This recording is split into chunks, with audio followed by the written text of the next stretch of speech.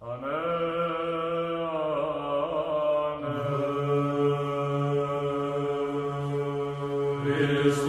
para todo mundo, bem-vindos a mais um vídeo no canal do André Luiz. Pessoas, hoje eu vou fazer um vídeo rápido falando de alguns assuntos da conversa lá no canal do Gabriel Frisch. O Gabriel Frisch é um católico romano que tem um canal de apologética chamado Arena Católica, e nesse canal, no sábado à noite, houve uma conversa entre dois católicos romanos e um protestante. Então esses dois católicos romanos são o próprio Gabriel Frisch, que é o dono do canal, e o Leonardo Oliveira, que as pessoas conhecem nas redes pelo nome de Conde. E o protestante é o João Areópago. Eu estou chamando de João Areópago porque o João ele tem um canal de apologética protestante chamado Areópago Apologética. Então essas três pessoas, esses três cristãos, eles se encontraram para uma conversa no sábado à noite sobre o Sola Escritura. A proposta, como vocês vão ver daqui a pouco quando eu começar a rodar o vídeo, era que o João demonstrasse que o Sola Escritura ele tem base bíblica. Ele teria que demonstrar nas escrituras, nas próprias escrituras, o princípio protestante do Sola Escritura. Muitos pensavam que ia ser uma brigalhada, que ia ser um festival de baixaria, que eles iam acabar se desentendendo e brigando a todo momento. E na verdade a conversa foi exemplar por parte dos três participantes. O João muito educado, um exemplo de como se comportar com dois interlocutores que estavam discordando dele, assertivo em suas colocações, mas sempre ouvindo o adversário e sempre mantendo a calma. A gente pode falar sobre as estratégias retóricas utilizadas pelo João, se foram bem sucedidas ou não, mas o comportamento dele foi exemplar em um tipo de conversa como esse. O Gabriel também é excelente anfitrião, deu um show como anfitrião, bastante hospitaleiro. Em nenhum momento ele utilizou a posição dele de dono de canal para fazer longos discursos, monopolizar a discussão, nada disso. Ele deixou os seus convidados falarem o tempo todo. As intervenções dele foram contidas, concisas, sempre em momentos precisos para afirmar a posição dele ou para fazer contestações ao adversário, mas sem essa coisa desagradável de não, o canal é meu e agora eu vou fazer aqui um longo discurso de 5, 10 minutos. O Conde um pouco inflamado em certos momentos, como é o temperamento dele, né? Mas sempre dentro de certos limites de civilidade, sem ataques pessoais, sem agressões. Então, uma boa conversa, tá, pessoas? Eu tenho muitas críticas a debates como esse, porque eu acho que eles esclarecem muito poucas pessoas. Eu acho que as pessoas que viram o debate, elas saíram com o sentimento de que a discussão ela não andou muito. Muitas pessoas sequer entenderam os pontos que estavam sendo colocados e onde se queria chegar com as proposições colocadas na mesa. Muitos tiveram a impressão de que o debate não andava, que era uma grande enrolação, que nada estava sendo apresentado de concreto. A própria estrutura de debate como esse acaba sendo uma estrutura que desfavorece realmente, vamos dizer assim, o aprofundamento desses temas, tá? Eu tenho essa visão desse tipo de debate. Mas, apesar disso, o fato de ter colocado três pessoas para conversar de maneira sóbria e sem perderem a calma sobre temas tão divisivos, essas pessoas saírem numa boa, elas desenvolverem toda essa conversa durante 3 horas numa boa, isso é louvável, isso deve ser comemorado. Então, pessoas, depois de tanta rasgação de seda, depois de tantos elogios aos participantes do debate, vamos analisar os temas propostos.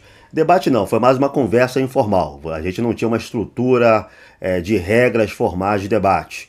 Tempo estipulado para cada um falar, réplica, tréplica, moderação, a gente não tinha isso. Eram três pessoas que se encontraram para conversar, um podia interromper o outro dentro de regras sociais de convivência, regras de educação que todos nós partilhamos, né? Eu acho sim que o João Areópago, ele propôs um argumento baseado nas escrituras, não apenas nas escrituras, mas ele tentou compor uma argumentação com determinados tópicos, tá? Pouco a pouco ele foi apresentando ali alegações para compor um argumento baseado nas escrituras que defendesse o modelo do protestantismo clássico, sola escritura, tal como encarado pelas igrejas históricas, a igreja luterana, a igreja presbiteriana, enfim, os reformadores históricos. Eu acho que a argumentação do João Areópago ela não avançou muito, porque na medida em que ele foi colocando espaços para compor o seu argumento, ele enfrentava contestações a esse espaço. Então, ele colocava uma coisinha que ele julgava necessário nessa construção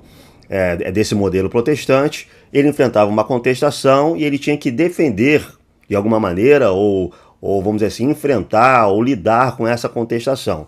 Por isso que a coisa ficou um pouco confusa e por isso que deu a impressão de que a argumentação dele não andava muito. Eu não vou fazer um vídeo muito longo, tá? Se for ficando muito longo em determinado momento, eu vou parar para fazer uma parte 2. Lembrando, pessoas, que essa análise é feita do ponto de vista de um cristão ortodoxo, tá? Eu vou utilizar também conhecimentos que eu tenho sobre a minha leitura da área, mas é a perspectiva de um cristão ortodoxo. Eu sou fiel da igreja ortodoxa, eu não acredito em sola escritura. Então, antes que as pessoas me perguntem, poxa, você está discordando muito do protestante, etc e tal, concordando com os católicos romanos. Assim como os católicos romanos, a igreja ortodoxa não sustenta o sola escritura. Inclusive, o sola escritura é diretamente confrontado, repudiado pela igreja ortodoxa, ensino dos pan-ortodoxos, concílios pan-ortodoxos, que declararam que essa doutrina é uma doutrina errônea. Então, tenham atenção a isso, para não virem com pedras para cima de mim, como se eu fosse absolutamente imparcial e neutro. Não existe imparcialidade e neutralidade absoluta. O que eu tento ser é objetivo e honesto naquilo que eu analiso. Mas ninguém é completamente neutro e imparcial. Todo mundo tem uma posição, tem um cabedal, vê as coisas de determinado modo. E nesse caso aqui, eu estou deixando claro para vocês que eu parto de uma posição, de uma perspectiva, de uma abordagem também cristã ortodoxa.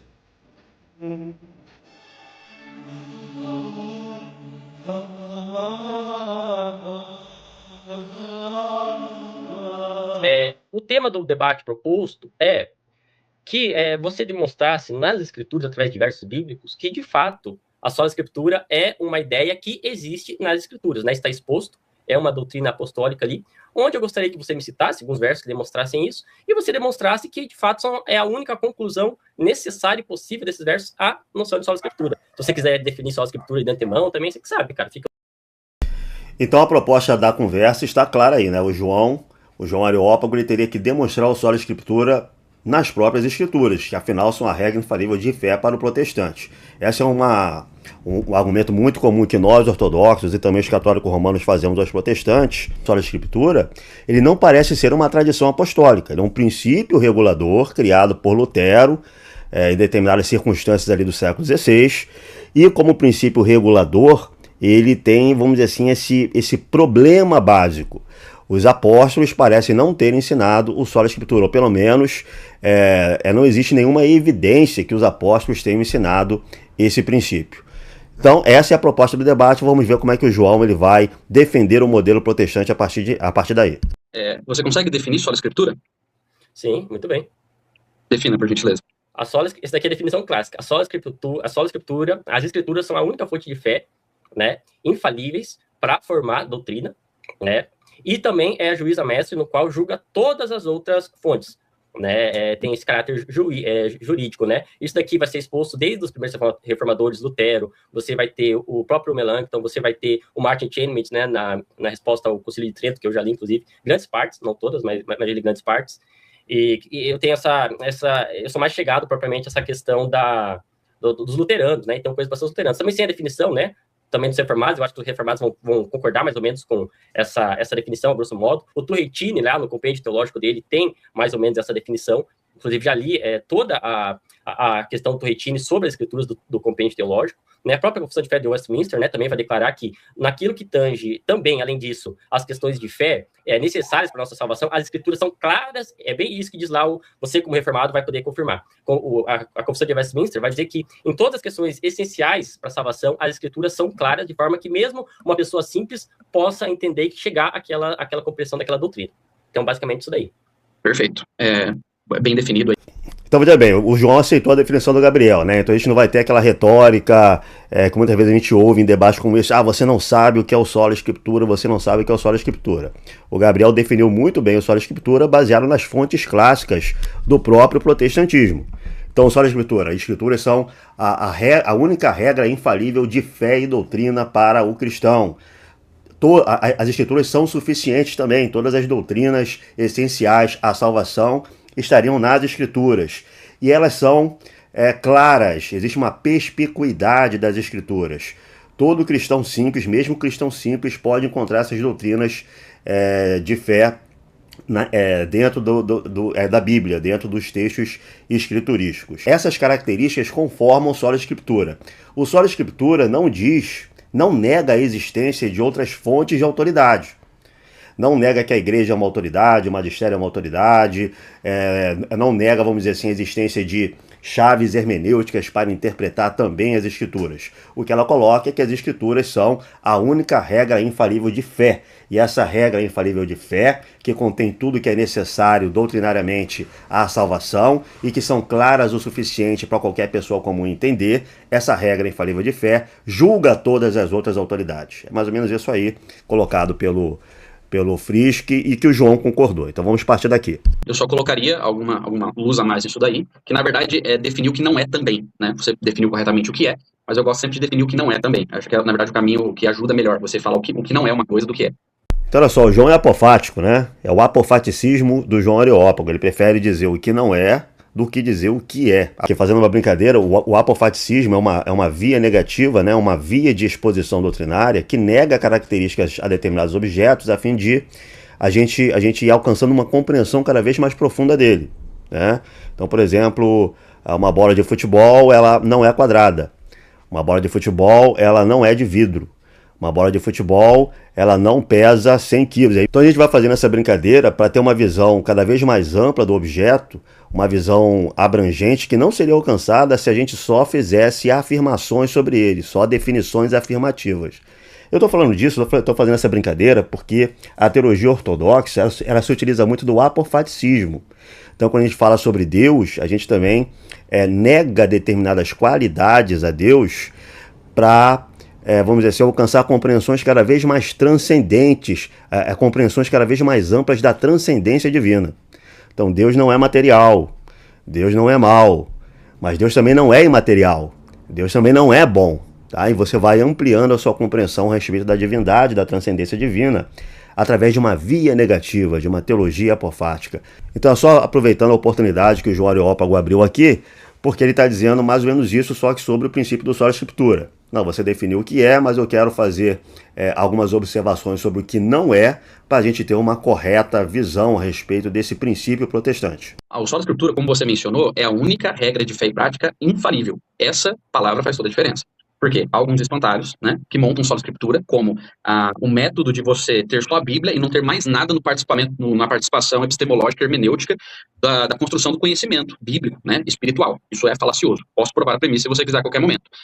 Então, Sola Escritura nunca defendeu em que você não se utiliza da tradição, da história ou de um elemento externo como um auxílio no guia hermenêutico. Por quê?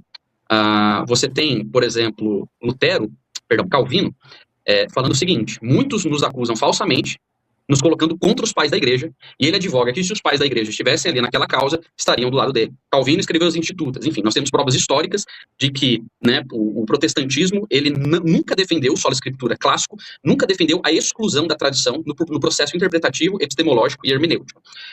Você tem... Uma coisa, Areópago, desculpa a interrupção. Você já leu, por exemplo, a carta do Lutero, a resposta do Lutero ao Henrique VIII?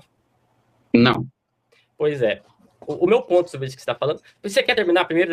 Desculpa, daí eu falo o que eu quero dizer. Pode ser. Mas se você quiser discordar da proposição, discorda agora, que eu consigo rebater. Então, o ponto é o seguinte. O Lutero, ele vai dizer o seguinte, lá na resposta ao Henrique VIII. Ele vai dizer o seguinte. Bem isso que ele vai dizer, basicamente, explicitamente isso. Eu não me importo que 1000 Agostinhos, 1000 Ciprianos se oponham contra mim, né, no que eu estou dizendo. Porque a única fonte de fé, né, infalível são as Escrituras. Todos os outros pais da igreja podem errar e erraram. Ele diz exatamente isso. Então, ele não se importa, mesmo se um consenso universal está contra ele, em algum ponto. O Lutero diz explicitamente isso na resposta ao Henrique VIII.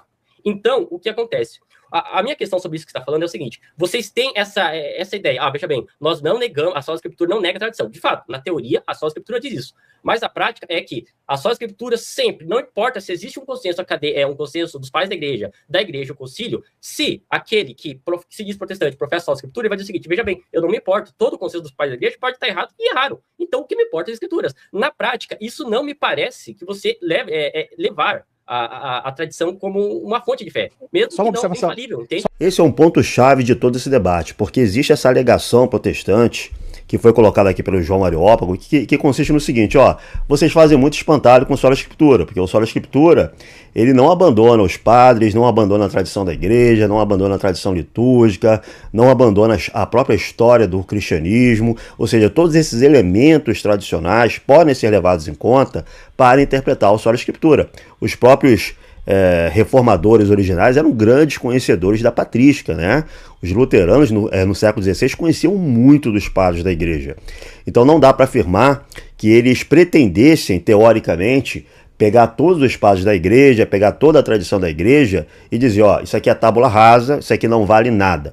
Vale, tem autoridade, os padres são testemunhos da fé, eles só não são infalíveis, eles só têm que ser julgados de acordo com as escrituras. Essa é a alegação protestante. Tá, de que eles não fazem tábula rasa da tradição, e a tradição pode ser usada assim como intérprete das escrituras, como uma chave para você interpretar as escrituras. As escrituras interpretam a si mesmas, mas em determinado ponto você pode também utilizar a chave da tradição, dos padres da igreja, da tradição litúrgica e de tudo aquilo que as igrejas históricas prezam, consideram importante. Essa é a alegação protestante. E aí o Frisch está trazendo uma contestação muito importante, uma objeção muito importante, a partir da troca de cartas entre Lutero e o rei Henrique VIII. Nessa troca de cartas, o rei está colocando objeções a certas crenças do Lutero, a certas alegações do Lutero. Está dizendo, ó, isso aí que você está dizendo vai contra o padre da igreja tal e tal, você está indo contra a tradição da igreja, está indo contra Santo Agostinho. E aí vai ter essa frase famosa do Lutero: nem que 1000 Agostinhos falassem isso eu concordaria, porque os 1000 Agostinhos poderiam estar errados diante da escritura. O que isso significa? Significa que, ok, eu posso levar a tradição em conta, a tradição tem autoridade, mas todo o consenso patrístico, toda a tradição litúrgica, toda a história da igreja pode estar completamente errada diante da minha interpretação das escrituras. Então, apesar de como princípio, como exposição de uma ideia teórica, o sola escritura afirmar sim, sustentar que a igreja, que o magistério, que a tradição são uma autoridade, ainda que uma autoridade não infalível, né? Mas elas são uma autoridade a ser levada em conta, ainda assim uma pessoa pode negar tudo isso a partir da ideia de que essas tradições e essa igreja está indo contra algum princípio muito claro das escrituras. Ela interpreta as escrituras de maneira muito clara, segundo a ótica dela, segundo a perspectiva dela, segundo a exegese dela, segundo as chaves hermenêuticas que ela escolheu, e ela pode, a partir dessa interpretação, negar todo o restante. Isso é um problema para os próprios protestantes. Isso é um problema que explica a fragmentação doutrinária, organizacional, institucional, comportamental e outras dos protestantes. Porque o protestantismo ele tem um caráter, o sola escritura parece ter um caráter corrosivo, divisivo, impulsionado pela própria ideia do sola escritura. O texto julga todo o resto, mas quem interpreta o texto? Né? É uma questão da autoridade para interpretar o texto. O texto interpreta a si mesmo. Essa é uma alegação que tem certa ingenuidade. Essa alegação de que a Bíblia interpreta a própria Bíblia diz o seguinte, ó, as partes mais obscuras da Bíblia devem ser entendidas pelas partes mais claras. Só que, vamos dizer assim, avaliar quais são as partes mais claras, as partes mais obscuras, o que está claro e o que não está claro, qual é o recorte, o conjunto de versículos que vai ser utilizado para provar doutrina tal, que vai ter peso fundamental para provar outra doutrina, quais são as chaves, vamos dizer assim, os critérios hermenêuticos utilizados. Tudo isso pode mudar de pessoa para pessoa, de organização para organização. Então, quando você aplica essa chave do sola escritura, você vai multiplicando interpretações. Essas interpretações multiplicam compreensões doutrinárias diversas. E essas compreensões doutrinárias diversas vão multiplicando igrejas, instituições, compreensões diferentes sobre o que seria a salvação. Então, a contestação do Frisch, ela coloca o seguinte, ó, não é um espantalho dizer que o sola escritura é divisivo, que no fim das contas o sola escritura é um individualismo interpretativo, né? Porque isso é uma consequência necessária da aplicação do próprio princípio. É claro que em tese os reformadores não disseram isso, eles achavam que a coisa seria diferente. Quando Lutero propõe o sola escritura, ele não está dizendo, isso aqui vai ser um divisionismo, uma fragmentação de 10.000, 20.000 denominações diferentes. Ele não tinha essa ideia, ele tinha uma perspectiva de catolicidade. Nós vamos aplicar esses princípios vão nos levar a, vamos dizer assim, uma compreensão verdadeiramente católica da fé, né?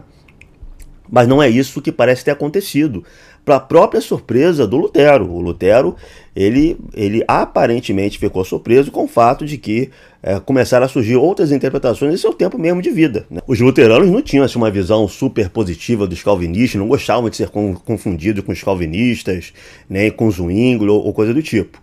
Então já na própria vida de Lutero, no próprio século XVI, você começa uma fragmentação de interpretações, de organizações, de instituições que vão levar a diferentes confissões de fé,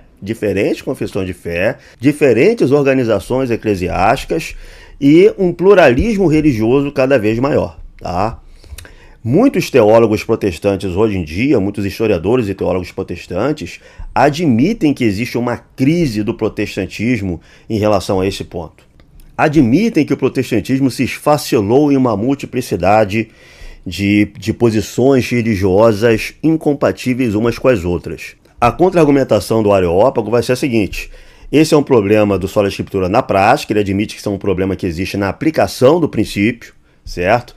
Mas ele não acha que seja um problema do próprio princípio. Então ele vai delimitar a discussão, ele vai tentar delimitar o debate, a conversa, para que se trate apenas do princípio na teoria, ou seja, da exposição teórica do Sola Escritura e não necessariamente de suas possíveis consequências no terreno da prática. Eu não concordo com essa abordagem do João Areópago. Eu acho que o próprio princípio é divisivo. Isso não é, vamos dizer assim, uma má aplicação do princípio. Isso não é um problema que só se estabelece no terreno da prática. Isso é uma consequência necessária do próprio princípio do Sola Escritura, é uma consequência imprevista, ou seja, os reformadores originais não estavam pensando que isso ia acontecer, não queriam que isso acontecesse, não imaginavam que seria assim, na tese eles imaginavam que ia ser outra coisa, mas isso é uma consequência imprevista do próprio princípio, tá? Mas ele vai delimitar a discussão para tratar apenas do Sola Escritura em tese, e não em suas consequências mais práticas. Só observação, Cris, que pega essa questão da Sola Escritura. Embora a Sola Escritura tenha uma definição da fonte inerrante, da única fonte de fé e prática, né, infalível, existe um grande problema quando o protestante fala que a tradição pode ser útil para as Escrituras, é que, desde o século XVI até os dias da atualidade, o grande problema do protestantismo é o critério da autoridade legítima para falar o que e qual o entendimento legítimo das Escrituras. E baseado nesse conceito, o que acontece?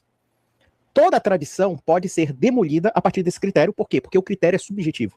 Então, por exemplo, o exemplo que o próprio Frisch coloca do debate entre Lutero e Henrique VIII, na verdade, é mais apropriado dizer que foi do Thomas More, né, que escreveu um opúsculo contra Lutero. Então, né? o Thomas More, ele responde essa resposta ao Lutero, entende? Antes, sim, que ele comissiona, sim, perfeito, ele vai perfeito. comissionar os seus teólogos e ele vai escrever. Só uma observação. Então, o que acontece? Quer dizer, quando o protestante histórico alega, né, nós não somos contra a tradição, contanto que não vá com as Escrituras, tá, quem é que define objetivamente os critérios de uma tradição que vai sendo a favor ou contra a Escritura? Resposta, esse critério não existe. Esse critério vai do juízo particular de cada um. E a partir disso, nós temos um problema muito sério, que é uma quebra do paradigma da autoridade legítima para se afirmar. Tanto é verdade que, quando nós observamos as chamadas confissões protestantes, a confissão de Augsburg, né, depois foi o livro da Concórdia Luterana, depois o Sínodo de Dort, depois a Confissão de Westminster e assim sucessivamente, são formas, é um paradoxo do protestantismo, são formas magisteriais para interpretar a Escritura. Ou seja, no final da história, o que nós percebemos no protestantismo não é necessariamente a negação do magistério, mas sim do magistério católico para dizer que todo tipo de interpretação é legítima contanto que se utilize as Escrituras. E hoje, mais do que nunca, o protestantismo já não tem mais a sola Escritura no entendimento dos protestantes históricos. Tem a nuda Escritura. Por quê? Porque, claro, da feita que o critério absoluto é a Escritura, só que os critérios de interpretação da Escritura são subjetivos, nada impede que todo o arcabouço, seja dos pais da igreja, seja dos concílios ecumênicos, seja da tradição, seja demolido baseado nisso. Por quê? Porque o protestantismo introduz uma nova dimensão antropológica e uma nova dimensão também de hermenêutica. Porque o que é a dimensão antropológica? É o individualismo religioso. O individualismo religioso é algo que surte com uma ruptura histórica da estrutura orgânica do cristianismo. Se a gente analisar bem, por exemplo, a sua escritura ela quebra não somente a tradição cristã, ela quebra a tradição judaica, ela quebra todas as tradições possíveis. Por quê? Porque ela parte da pressuposição, de uma pressuposição, né, de que existe um texto sagrado que está alijado, né, alijado da sua historicidade, alijado de um conceito de autoridade, E, paradoxalmente, essa autoridade é transmitida dentro de uma perspectiva subjetivista que desconsidera todo o substrato histórico que foi construído, inclusive envolvendo a própria escritura. Assim, o Conde está colocando questões muito importantes, muito interessantes, bastante eruditas. Eu só vou discordar de um ponto aqui. Não dá para afirmar, na minha opinião, que esse subjetivismo religioso é causado exatamente pelo sola escritura, tá? O que eu afirmo é que o sola escritura permite esse subjetivismo religioso. O sola escritura, ele não causa uma nova antropologia, na minha opinião, mas ele possibilita a criação de uma nova antropologia religiosa, uma nova hermenêutica religiosa, uma nova forma de lidar com a história da igreja, com a autoridade das doutrinas e etc, tá? Eu não sei se é esse princípio que por si só vai levar ao subjetivismo evangélico do cara pegar as escrituras e, vamos dizer assim, interpretar com algum critério exegético qualquer de seu tempo e de sua escolha pessoal e fazer um tábula rasa de tudo que foi construído em determinado momento na história da igreja ou na tradição. Eu não acho que o sola escritura seja isso, mas eu acho que ele possibilita, ele abre espaço para isso. E ele não tem defesa contra isso. Esse supermercado religioso que se tornou, vamos dizer assim, um ambiente evangélico. Principalmente um ambiente evangélico, tanto nos Estados Unidos, quanto na América Latina, quanto na África. O protestantismo tendeu a se tornar isso, tá? Eu não acho que seja o sola escritura que cause isso. Eu acho que o sola escritura abre espaço para isso. O sola escritura não tem defesas contra isso. Então, no momento que o sola escritura se estabelece e ele abre espaço, ele não tem defesas contra essa tendência, outros fatores sociais ou outros fatores mais amplos que também estão implicados na reforma, mas não só, outros fatores mais amplos vão carcomindo, vão se aproveitando dessa nova hermenêutica religiosa, dessa nova antropologia, né, que vai surgindo ali ao longo da Idade Moderna e vão destruindo a tradição religiosa.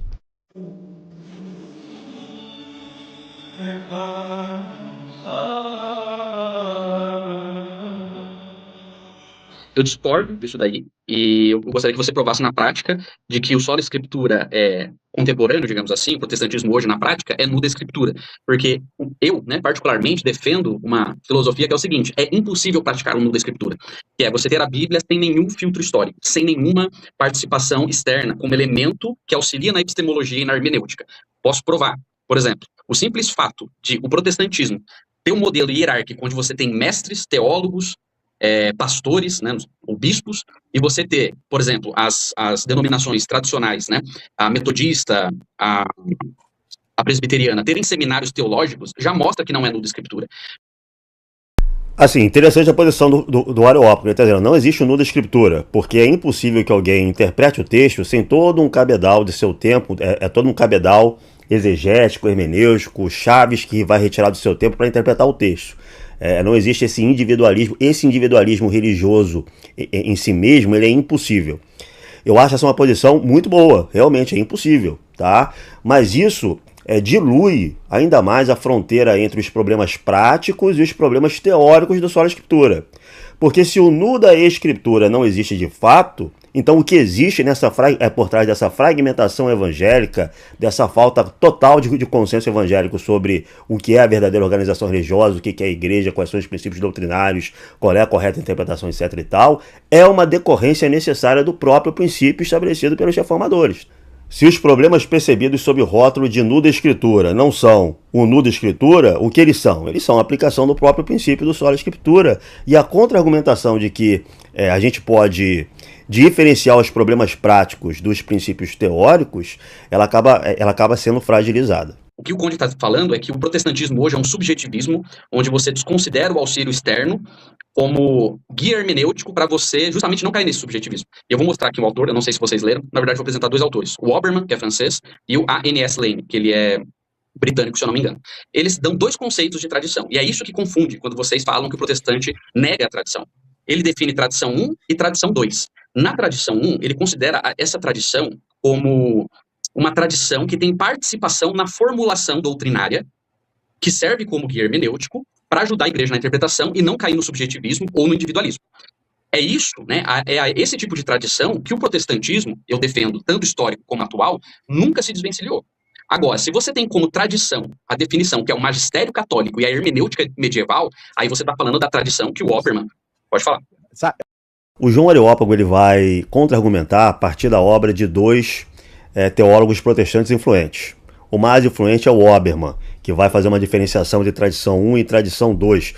Veja bem, eu não acho que a contra-argumentação do João ela é válida, ela é suficiente, melhor dizendo, ela é suficiente para se opor ao que o Conde está dizendo. Mas primeiro eu vou dizer o que esses teólogos protestantes dizem para tentar entender para onde que o João quer conduzir o assunto. O que o Obermann ele vai dizer? O Obermann ele está estudando a reforma protestante.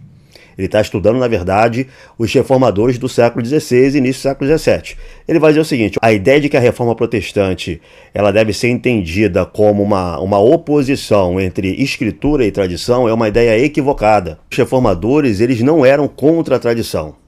Na verdade, eles eram favoráveis a determinada relação entre escritura e tradição.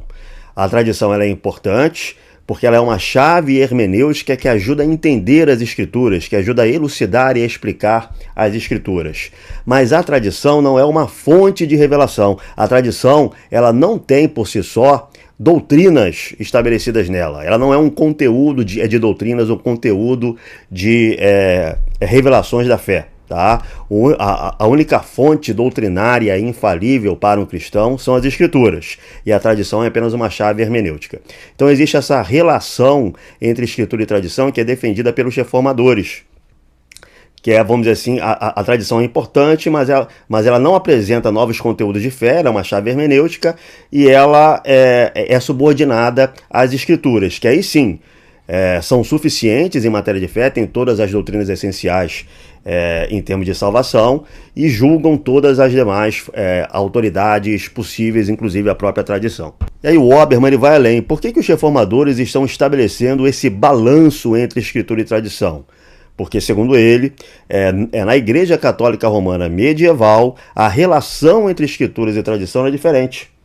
A Igreja Católica medieval, segundo Obermann, encarava a tradição como uma fonte infalível também, e existiam doutrinas importantes para a salvação que estavam presentes apenas na tradição e não poderiam ser demonstradas pelas escrituras. Então os reformadores estariam se contrapondo a essa relação escritura e tradição que existiria na Igreja Católica medieval, e não ao próprio conceito de tradição. O Obermann ele vai chamar de tradição 1 a posição dos reformadores. A posição dos reformadores: a tradição ela é importante como chave hermenêutica, ela não é fonte de doutrina e ela é subordinada às escrituras. Isso é a tradição 1, segundo Obermann. E tradição 2 seria a posição católica romana. A tradição ela é equivalente, ela está lado a lado com as escrituras, e ela é fonte também de doutrinas, inclusive de doutrinas que não estão presentes nas escrituras. Traz conteúdo revelado que não está nas escrituras. Então, segundo Obermann, os reformadores eles se opunham à tradição 2. A visão medieval da Igreja Católica Romana sobre a relação entre escrituras e tradição. Mas eles se apegavam, eles propunham, eles defendiam a tradição 1. Tá? Mais tarde, outros teólogos protestantes eles vão pegar essa categorização do Obermann e vão expandir, como por exemplo o Mike Graff, e de forma mais popular o Kate Madison em The Shape of Sola Scriptura, né? Então, eles vão expandir essa proposição do Obermann dizendo o seguinte: existe também uma tradição zero. O que seria a tradição zero? Seria justamente essa ideia de nuda escritura, de não, a tradição não serve de nada, na verdade ela pode ser demolida por completo. Essa posição de nuda escritura que o Madison vai chamar de solo escritura, não de sola escritura, mas de solo escritura, e que seria praticado por esse individualismo religioso atual. Então, para o Madison, você tem a tradição zero, que seria essa tendência radical de deixar toda a tradição e a história de lado. Você tem a tradição 1, que seria dos reformadores, seria a tradição 2, seria da Igreja Católica Romana medieval. O Madison vai falar de uma tradição 3, estaria sendo composta pela apologética e por certos teólogos católicos romanos, uma tradição 3, que seria o sola magistério, ou sola ecclesia. Ou seja, o magistério católico romano estabelece doutrinas que não estão claras nem nas escrituras e nem mesmo na tradição dos padres, na tradição litúrgica ou nas fontes não escritas. O magistério seria tão importante que ele poderia estabelecer dogmas de fé, defender dogmas de fé, estabelecer novas doutrinas, cuja fonte é obscura até mesmo na tradição. Para o Madison, existiria uma tradição zero, o nu da escritura, o solo escritura, o individualismo evangélico. Existiria a tradição 1, que é a posição dos reformadores. Existiria a tradição 2, que é a posição da igreja medieval. Existiria uma tradição 3, que seria um solo eclésia, né? O magistério é que decide. Então essa já é uma expansão daquelas ideias iniciais do Obermann, que na verdade estava apenas categorizando tradição 1 e tradição 2.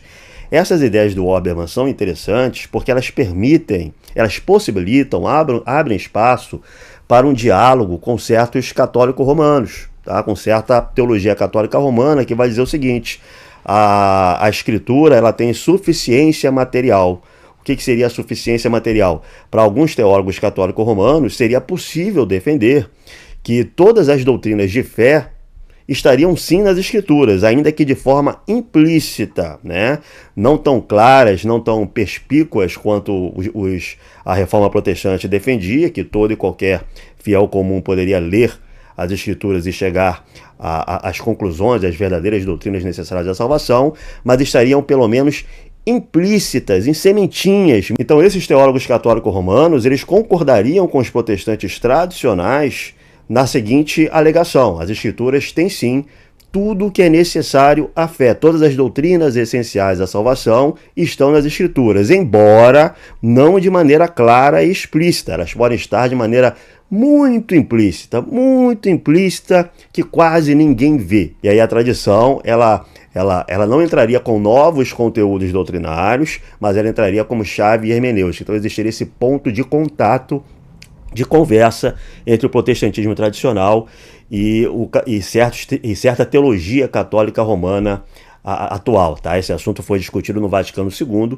e certos teólogos católicos romanos adotaram essa posição de suficiência material das escrituras. Lembrando que a concepção católica romana de suficiência material das escrituras, defendida por alguns teólogos, isso não é uma doutrina oficial da Igreja Católica Romana, alguns teólogos propuseram isso, tá?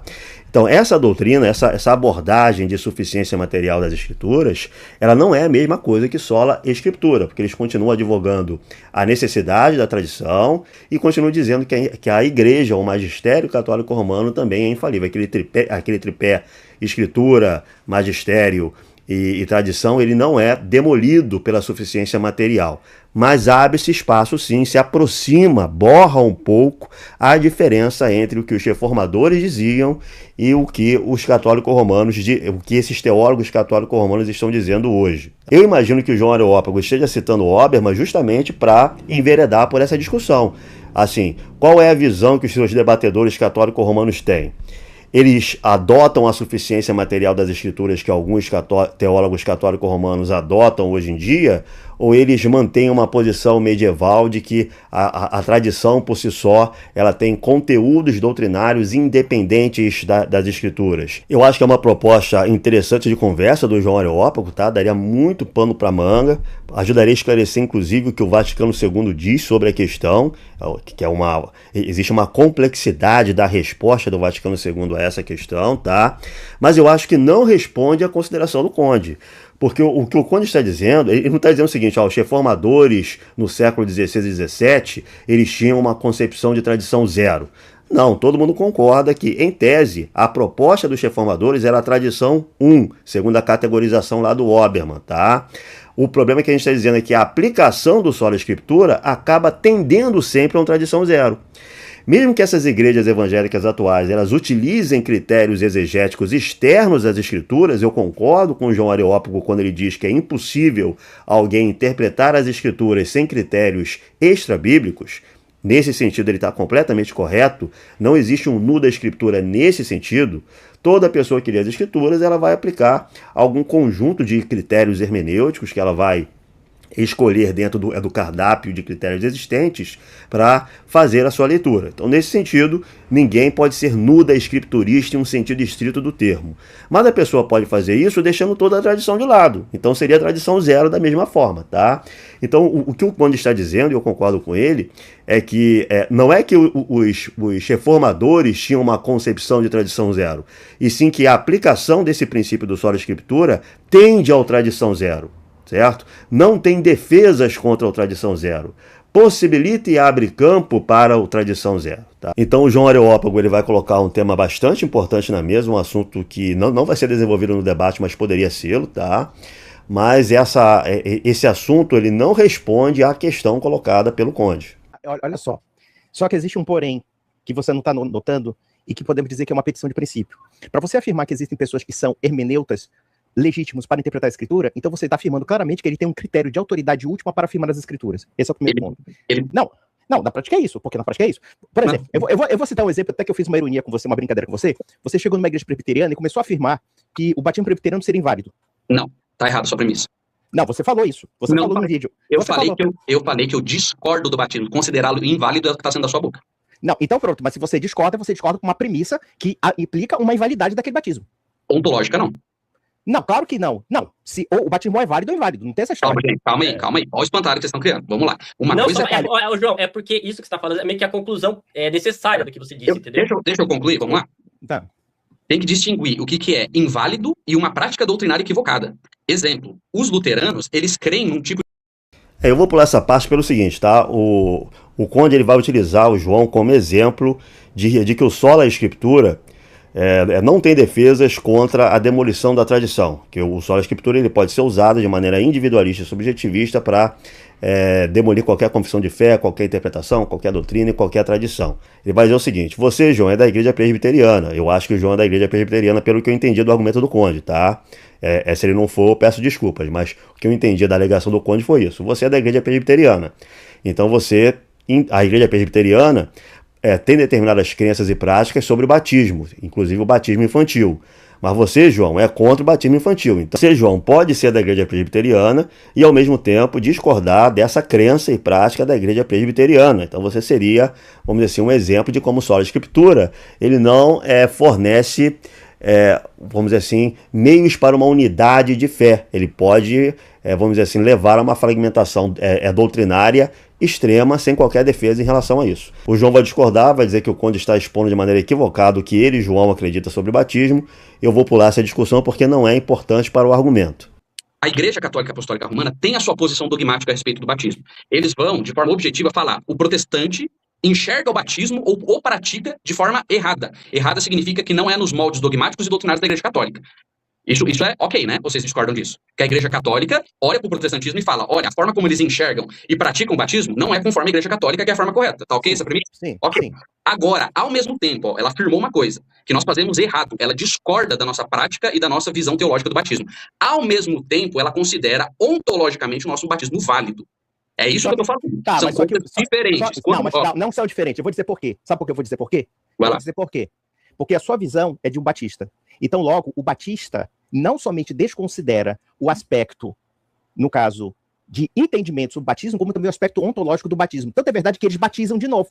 Então, logo, a sua premissa não é verdadeira. E eu vou dizer mais. Mostra, você está revelando claramente, mesmo que a sua proposição seja válida, ou seja, o sentido do batismo, ou seja, o entendimento que nós temos do batismo e a eficácia do batismo, porque é isso que você está discutindo, eficácia e entendimento do batismo, tá? Mas mesmo assim... Mas, Conde, mas o que eu estou falando é que eu nunca falei que o batismo é inválido. Esse é o ponto.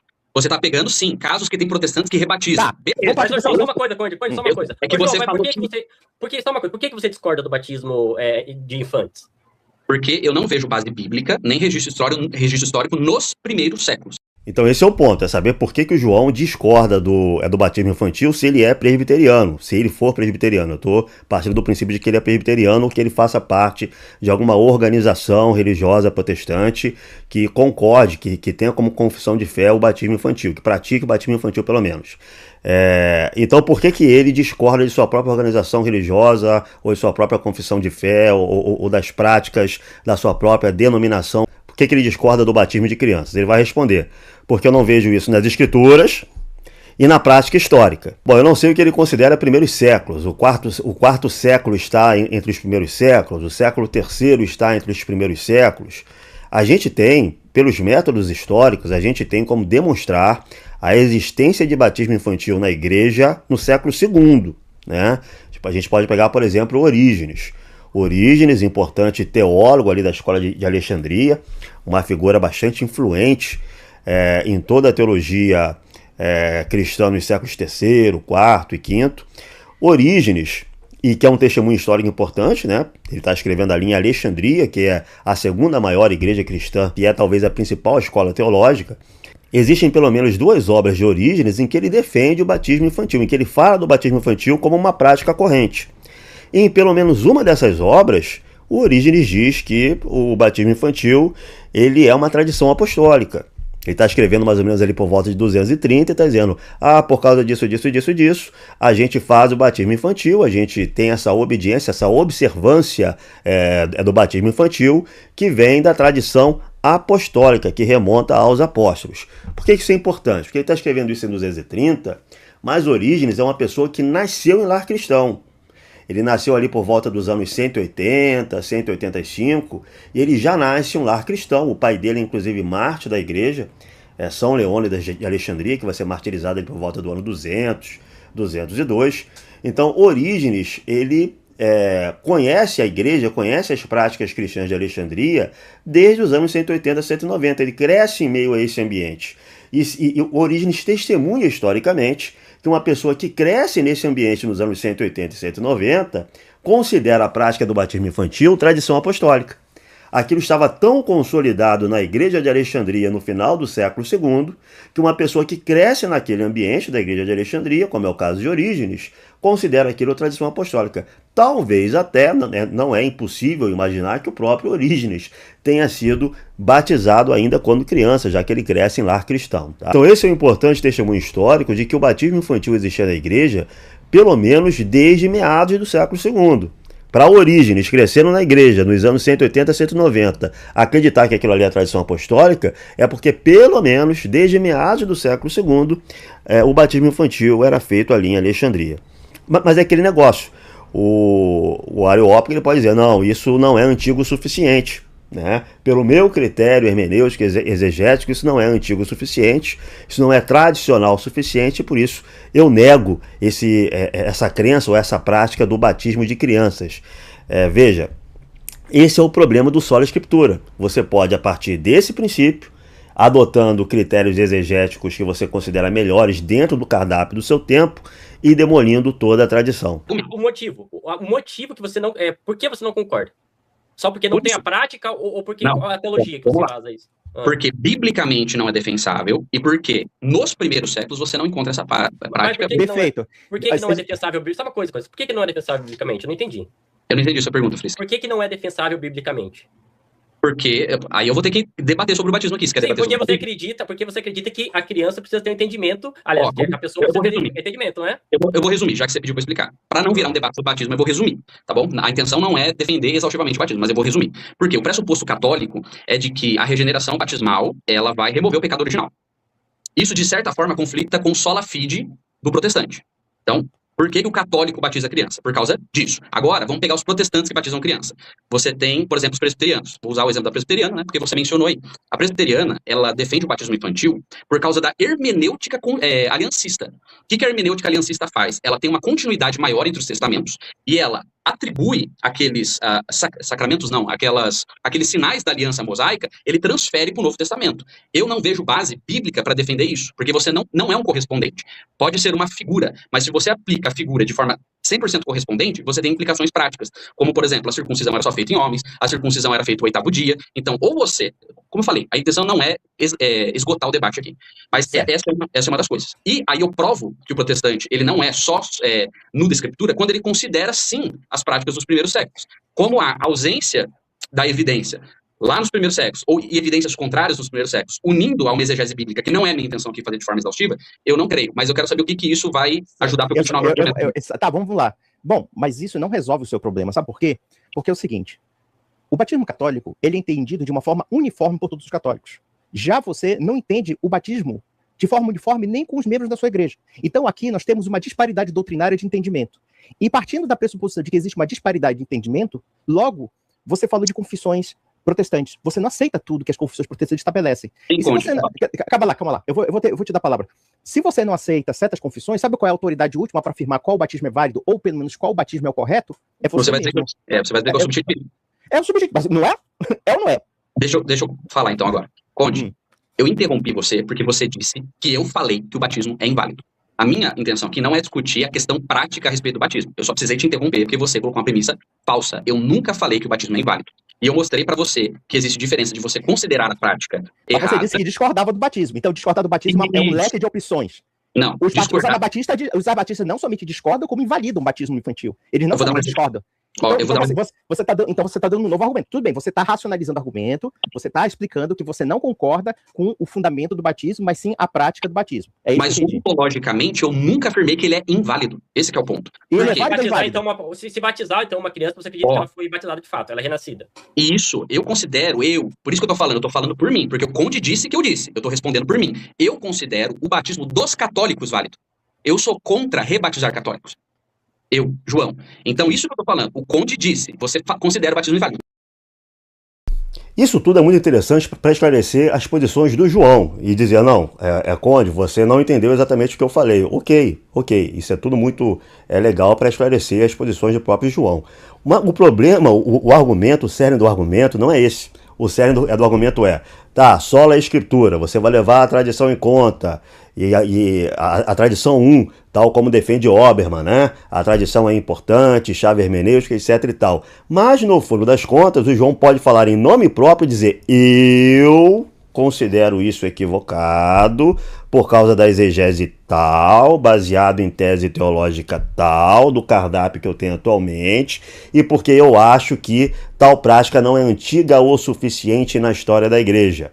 Ou mesmo se for antiga o suficiente, pode ser uma prática equivocada. Então você pode ir reconstruindo a doutrina cristã ao seu bel prazer. Isso é individualismo religioso, porque você pode fazer isso em relação a todas as coisas, até você ter uma visão própria do cristianismo e da doutrina cristã, que leve você a fundar sua própria denominação.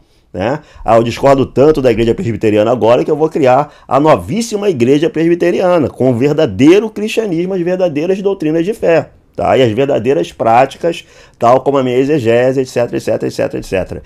Daí porque o tradição 1 dos reformadores não tem, vamos dizer assim, defesas contra a tendência à tradição 0, que é identificada lá pelo Madison, né? Não é identificada pelo Obermann, mas é identificada pelo Keith Madison.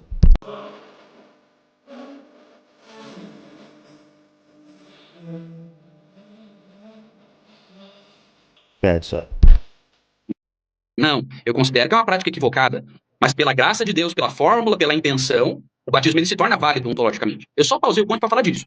Não quero falar sobre o batismo. Mas aqui nós temos uma prova viva.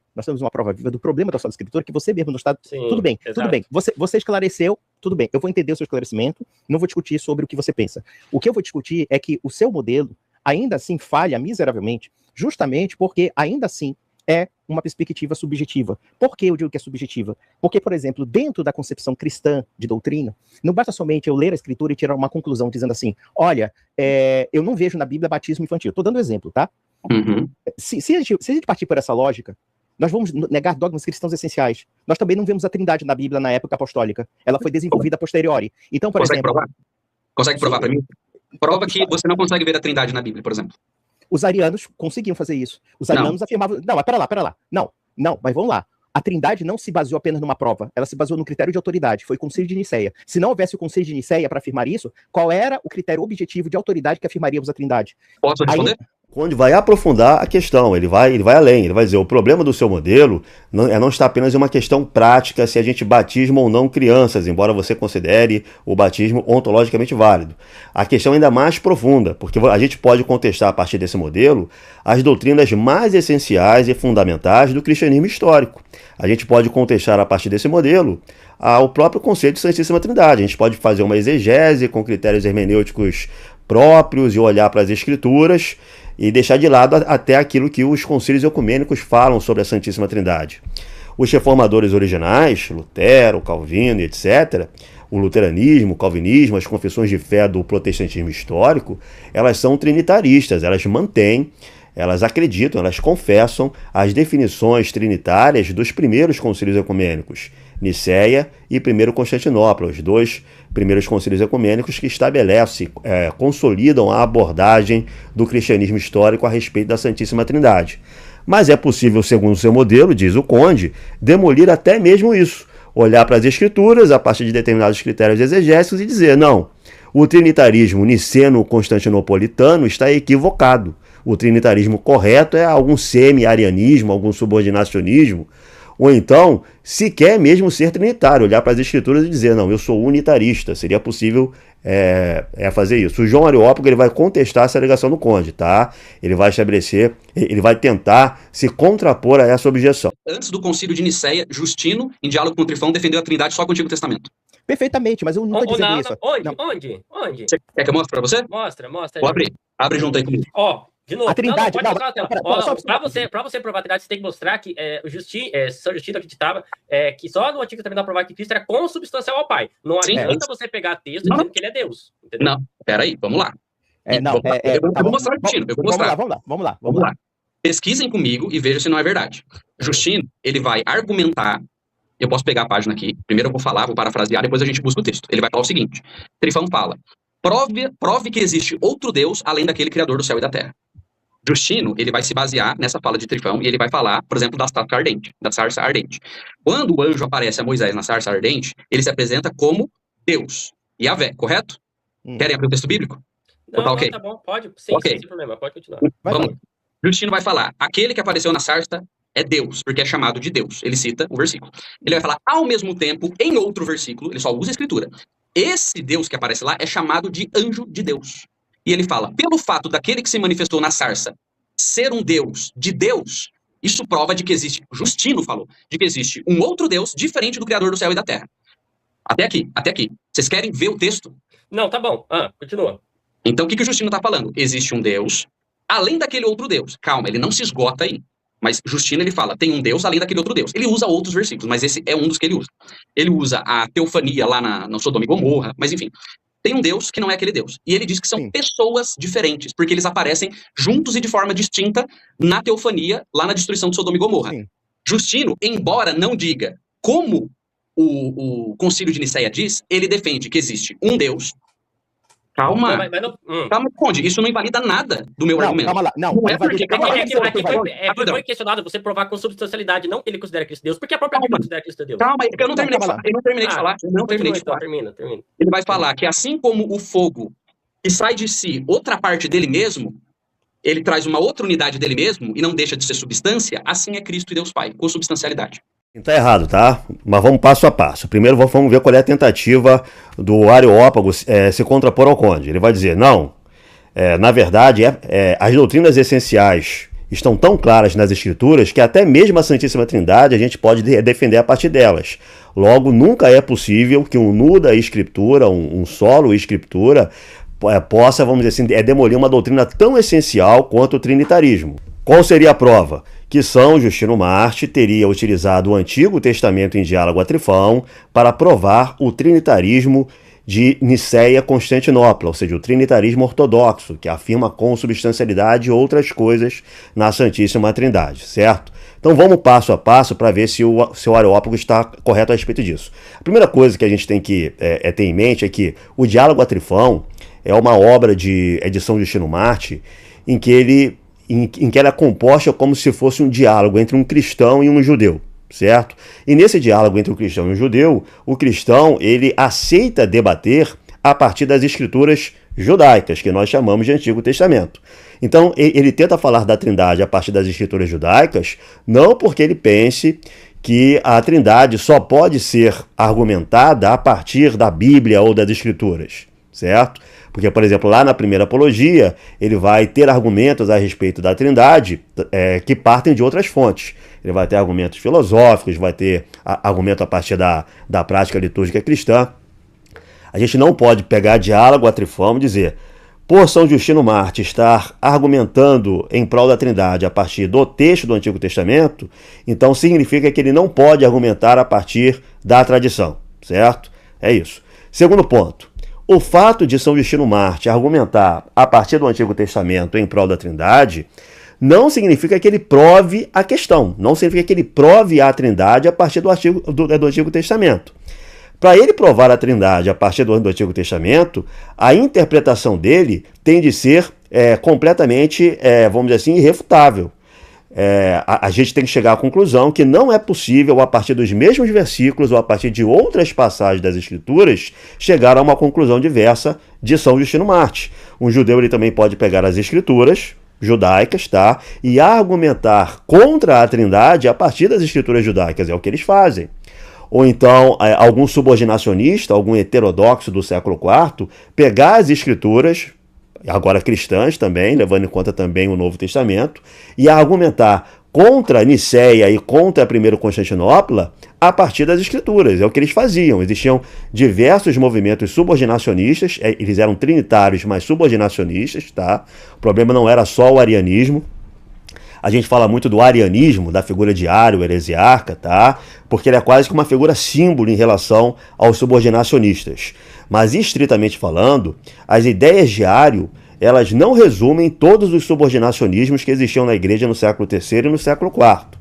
Existiam outras ideias subordinacionistas diferentes de Ario, mas que também contestavam a ortodoxia trinitária, que é confessada por ortodoxos, que é confessada por católicos romanos, que é confessada também pelos protestantismos históricos, a partir das decisões dos dois primeiros concílios ecumênicos. Um conjunto de subordinacionismos, de trinitarismos subordinacionistas, é mais amplo que as ideias de Ario. Inclusive, esses subordinacionismos eles não foram derrotados apenas em Nicéia. Nicéia vai estabelecer definições que vão se contrapor a Ario, vão se contrapor a certos subordinacionismos, mas depois de Nicéia, diversos heterodoxos, diversas pessoas que contestavam Nicéia, vão tentar reinterpretar Nicéia de modo subordinacionista ou mesmo romper com Nicéia. Então você vai ter um conjunto de teses trinitárias heterodoxas que vão durar até o segundo concílio ecumênico, tá?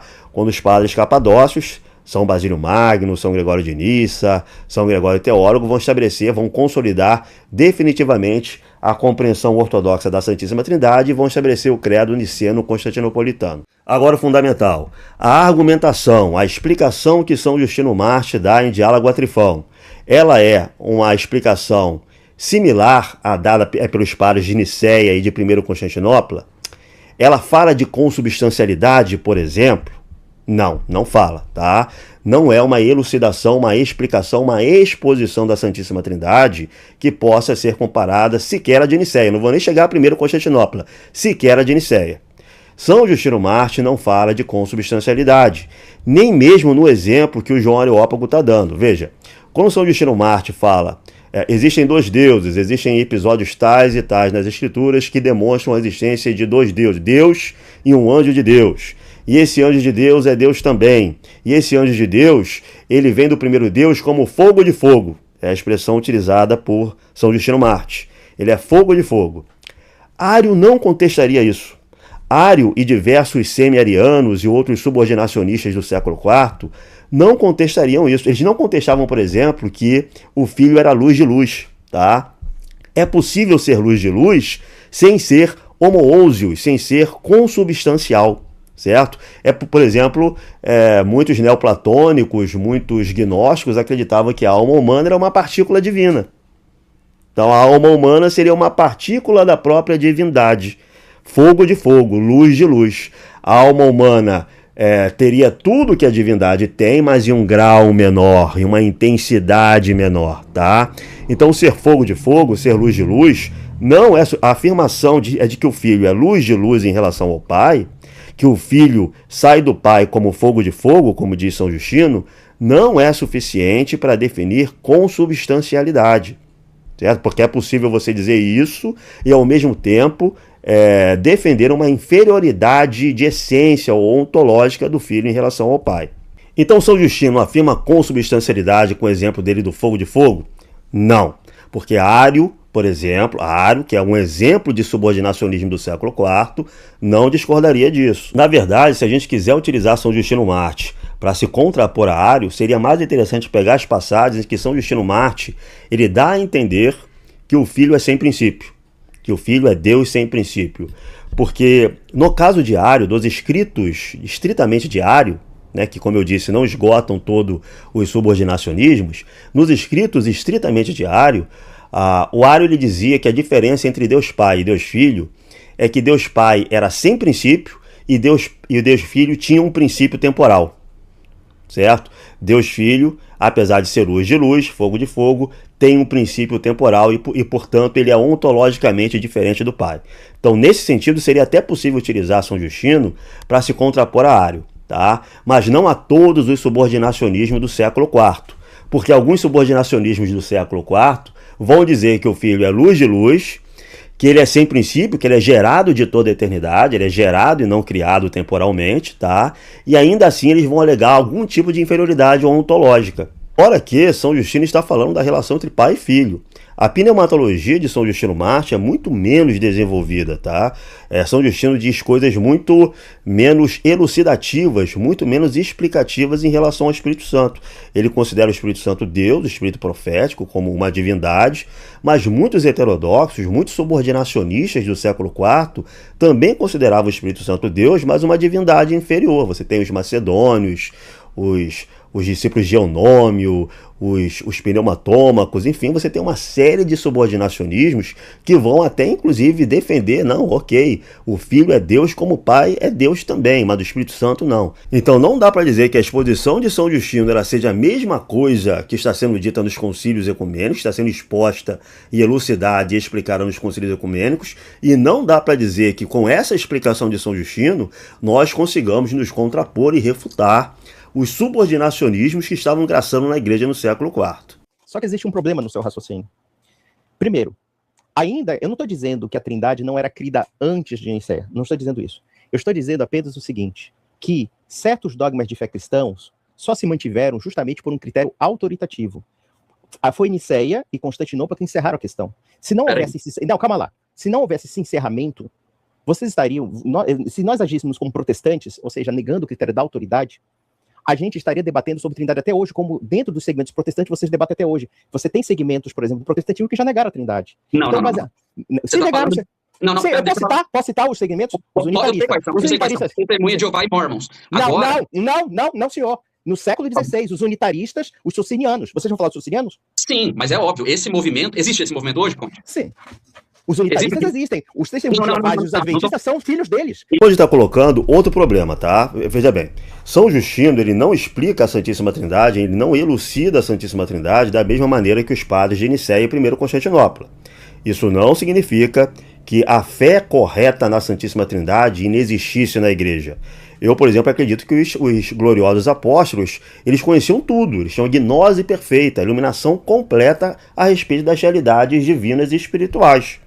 Não significa que a exposição dessa fé, a elucidação dessa fé, vamos dizer assim, a conceituação dessa fé estivesse completada no século I, tá? Então surge de repente uma heresia no século II, no século III, que exige que essa fé, que era conhecida pelos apóstolos e ensinada pelos apóstolos, exige que ela seja delimitada em novas terminologias, em novas conceituações, para proteger a igreja dessa heresia, certo? Então, São Justino Mártir, ele conhecia a realidade da Santíssima Trindade? Eu acredito que sim. Grande santo da igreja, né? Ele devia conhecer a Santíssima Trindade muito mais que nós todos, certo? Mas a exposição doutrinária, a explicação que ele dá da Santíssima Trindade em suas obras é suficiente para rebater as heresias do século IV? Não é, nem de longe, não rebate nem mesmo o arianismo em sentido estrito. Agora, o que o Conde está apontando é um outro problema, um segundo problema além desse que eu estou falando, né? O que o Conde está apontando é o seguinte: para o cristianismo tradicional, para ortodoxos, para orientais pré-calcedonianos e para católicos romanos, as definições dogmáticas de Nicéia e primeiro Constantinopla são infalíveis. Não são os padres de Nicéia apenas, não são os padres de 1º Constantinopla apenas. São eles e o Espírito Santo que estão estabelecendo essas delimitações dogmáticas, tá? Então, não existe possibilidade de um ortodoxo dizer, não, eu acho que os padres erraram nisso aqui. Eu vou pegar todo o debate trinitário, eu vou rever segundo critérios exegéticos ainda mais modernos e apurados, e de repente eu vou chegar à conclusão que quem estava certo mesmo não eram os padres de Nicéia, era Ário, ou algum semi-ariano, alguma outra heresia subordinacionista. É possível isso no protestantismo. O protestantismo não tem defesa em relação a isso. Ele pode tratar os padres de Nicéia como Lutero tratava os 1000 agostinhos, os supostos 1000 agostinhos, no debate dele com o rei Henrique VIII. Tá? Então, o Sola Escritura não tem defesa contra isso. Ele abre espaço para isso, por mais que ele diga que a tradição ela seja uma autoridade a ser levada em conta também, inclusive como chave hermenêutica. É possível, sem negar o Sola Escritura e apenas como consequência desse princípio, demolir todo o restante. A sola escritura, ela não encerra a questão sobre os dogmas de fé. Grande parte dos dogmas de fé que nós acreditamos não dependeu da sola escritura e não dependeu de uma interpretação da escritura. Ela dependeu de um critério autoritativo. Por exemplo, quando você fala de Justino Mártir citando a escritura, o que você ignora é que, por exemplo, ele estava debatendo com um judeu. Então, se ele estava debatendo com um judeu, ele precisa de um ponto de aproximação com os judeus para falar sobre o Antigo Testamento, justamente para discutir sobre como, no caso, o Antigo Testamento se conforma com a cosmovisão cristã. E veja, mesmo assim... E os judeus acreditavam que nós, homens, somos partículas de Deus, nós somos parte de Deus. Você está vendo como o teu argumento que você citou de São Justino não prova com substancialidade? Não prova. Posso responder? Posso responder? Vocês afirmaram que, se não fosse Nicéia, você não conseguiria defender a Bíblia sem uma autoridade externa. Da Bíblia não é isso. A consubstancialidade. Justino, dialogando, né, alguns defendem que é um interlocutor imaginário, que não foi, né, um de fato ali que estava conversando com o judeu, mas ele está fazendo um conteúdo apologético para defender a consubstancialidade. Isso é fato. Não é fato. O João Areópago está errado sobre isso, tá? Parece que o João Areópago não domina muito bem. A impressão que eu estou tendo é que o João Areópago não domina muito bem o conceito de homoousios. Luz de luz ou fogo de fogo não é suficiente para você defender consubstancialidade. Por exemplo, a chama do fogão aqui de casa é fogo, mas não tem a intensidade, não tem o calor, não tem a luz da chama de uma fornalha industrial. Então, a chama aqui de casa pode ser menos intensa, pode ter um grau inferior à chama da fornalha industrial. Então, fogo de fogo não é suficiente para definir consubstancialidade. Consubstancialidade vai além disso. Quando a gente pega o credo niceno-constantinopolitano, que vai fazer uma série de afirmações sobre o Filho, essas afirmações do credo não são redundantes. Cada afirmação daquela é estabelecida pelos padres para delimitar uma posição em relação a heresias existentes. Então vai dizer, Filho, creio em um só Senhor, Jesus Cristo, nascido do Pai antes de todos os séculos, vírgula, luz de luz, vírgula, Deus verdadeiro de Deus verdadeiro, vírgula, gerado e não criado, vírgula, consubstancial ao Pai, vírgula, por quem todas as coisas foram feitas. Ele não está repetindo termos que poderiam ser sintetizados em um só. Tá? Cada termo desse tem uma função específica ligada a uma heresia, a um tipo de subordinacionismo, a um tipo de heterodoxia, de heresia que graçava na época, certo? Então, a consubstancialidade vai além disso. Existia, inclusive, uma doutrina muito interessante, um subordinacionismo interessante pós-Nicéia. Depois de Nicéia, vão surgir vários subordinacionismos, como eu disse, que vão graçar na igreja.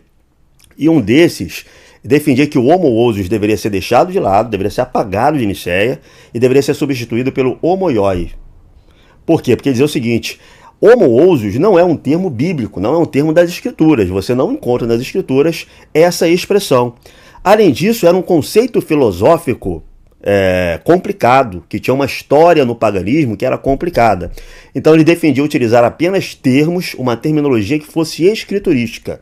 O Filho é Deus, semelhante a Deus. O Filho tinha condição divina, mas não homoousios.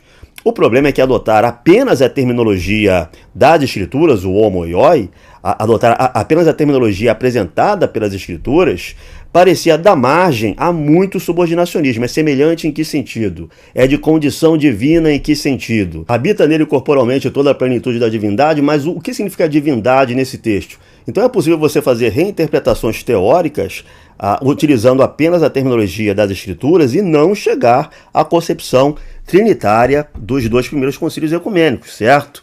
Os homoióis são uma prova disso, de pessoas que argumentavam com as Escrituras nas mãos, defendiam de maneira muito ferrenha a terminologia das Escrituras, mas abriam espaço para diversos subordinacionismos na igreja, fora que é possível advogar uma certa consubstancialidade entre pai e filho e ainda assim você ser subordinacionista, ter uma concepção heterodoxa sobre a Santíssima Trindade, tá? Você tem a questão do Espírito Santo, você pode ser um modalista, dizer que não, as três pessoas elas são distintas, mas na verdade elas são modos de apresentação da única essência divina, né? Algum tipo de modalismo, que só seria enfrentado definitivamente pelas definições de hipóstase, a diferenciação de hipóstase e úsia estabelecida pela teologia dos capadócios no segundo concílio ecumênico.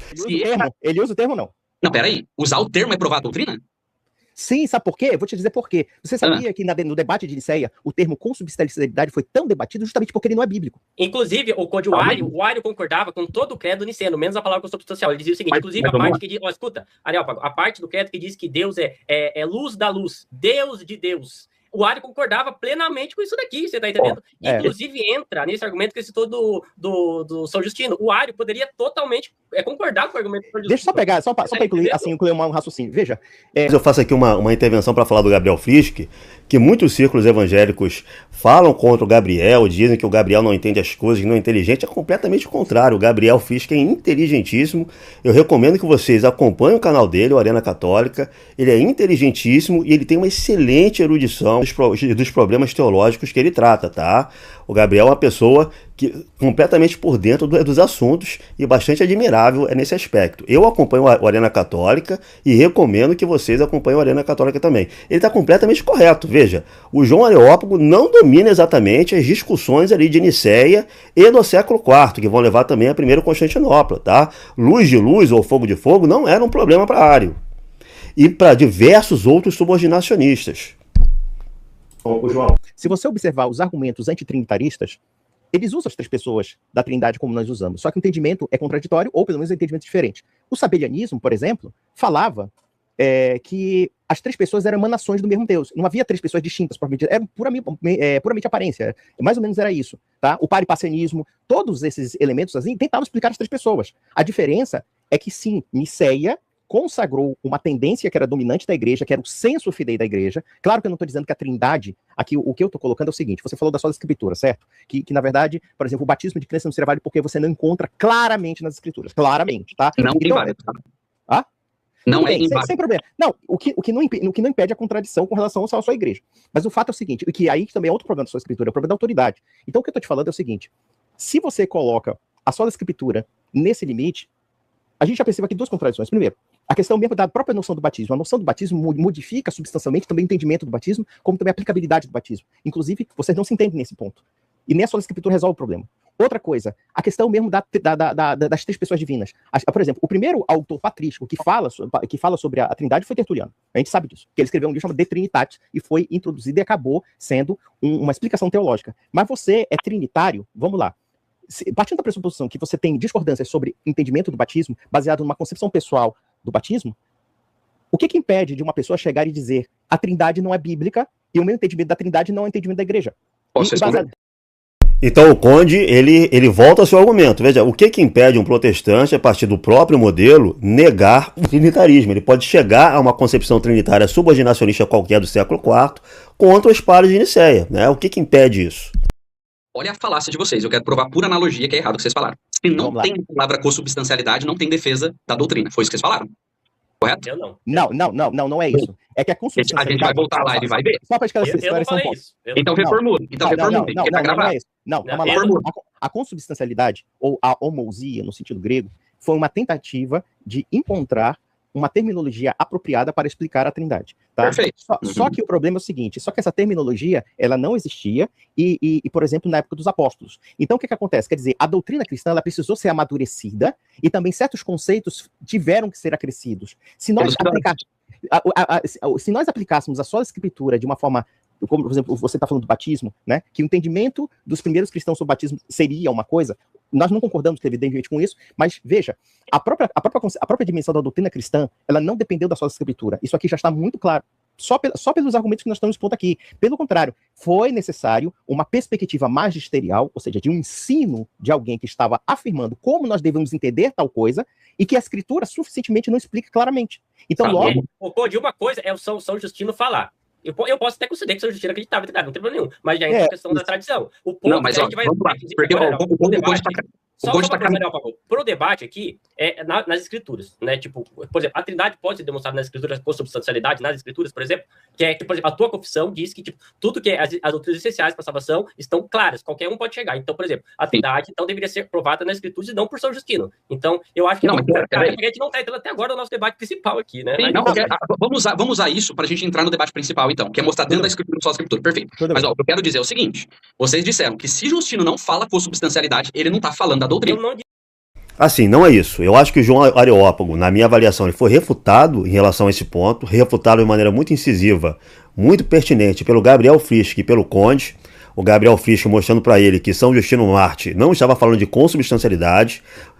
Ário poderia concordar com São Justino Mártir a respeito disso. Já o Conde mostrando para ele que se os padres de Nicéia se baseassem no sola escritura, provavelmente eles não atingiriam a definição dogmática trinitária ortodoxa, nem os padres de Nicéia, nem os padres de I Constantinopla. Isso não quer dizer que homoousios, o termo homoousios, seja absolutamente necessário para defender a fé apostólica. É a ideia, é o conceito por trás de homoousios que é necessário para delimitar a fé apostólica de modo que os hereges não a corrompam. Então não é o termo em si. O termo foi necessário no século IV porque ele expressava uma delimitação da fé apostólica, tá? Que, vamos dizer assim, refutava as heresias. Seria possível existir um outro termo que expressasse a mesma ideia e a mesma conceituação? Sim, seria possível, mas no caso foi esse termo. Então, o que se está dizendo não é que o termo é absolutamente necessário e que sem ele não se conheceria a realidade da Trindade. Todo mundo aqui crê que os gloriosos apóstolos conheciam a Santíssima Trindade muito mais que todos nós, mesmo que eles nunca tivessem utilizado a palavra homoousios. Mas se eles estivessem diante de uma heresia, tal como colocada pelos subordinacionistas do século IV, eles teriam que expressar a fé apostólica de uma maneira conceitual e terminológica que debelasse essa heresia. Enfim, talvez os gloriosos apóstolos nem precisassem, né? Mas os bispos, os sucessores, enfim, teriam que estabelecer uma terminologia, uma conceituação e uma delimitação para combater essas heresias. É nesse sentido que o termo homoousios ele se tornou necessário e dogmático.